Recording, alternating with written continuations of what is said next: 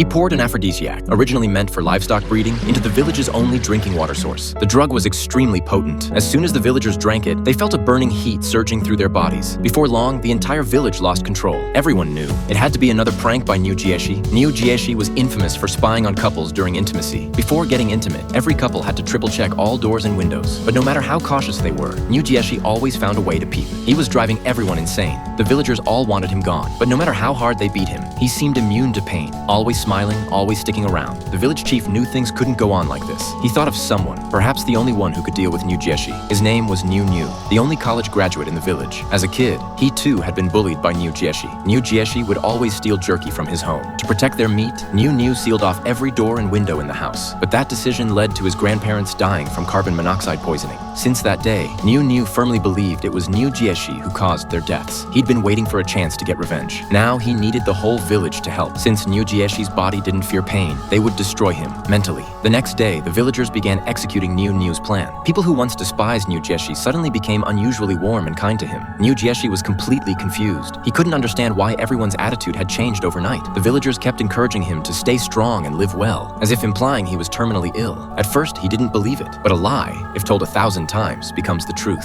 After prolonged psychological manipulation, he started to suspect he really was sick. At a village banquet, all the drinks were secretly swapped with water, except for New Jieshi's. He was the only one drinking real alcohol. Soon, he felt drunk. But when he looked around, he noticed everyone else seemed completely sober. That moment shattered him. He became convinced something was wrong with his body. When he came to, he saw all the village men, naked, holding a ritual. New Jieshi was baffled. That ritual only happened in spring, but it was the dead of winter. He began to doubt even his sense of time. Still, he took off his clothes and joined the ritual. The freezing rain kept falling, and the temperature kept dropping. While New Jieshi remained outside, everyone else slipped away, one by one, to warm up indoors. They took turns pretending to pray. But from beginning to end, New Jieshi was the only one who stayed outside the whole time. Eventually, he did fall ill. During a checkup, New deliberately showed him an X-ray of someone with cancer. In that moment, New Jieshi truly believed he was dying. Following village tradition, he began building his own coffin. He really thought the end was near. Then, a little boy found him. The child said it was all fake. He'd overheard the adults talking. At first, New Jieshi didn't believe him, until the boy revealed the villagers were planning to make his wife abort their unborn child. New Jieshi was furious. He stormed off to confront the village chief, but when people saw him coming, they all scattered. He rushed home and found a packet of abortion pills. His mute wife stood upstairs. She was preparing to end the pregnancy. The villagers had given her an ultimatum.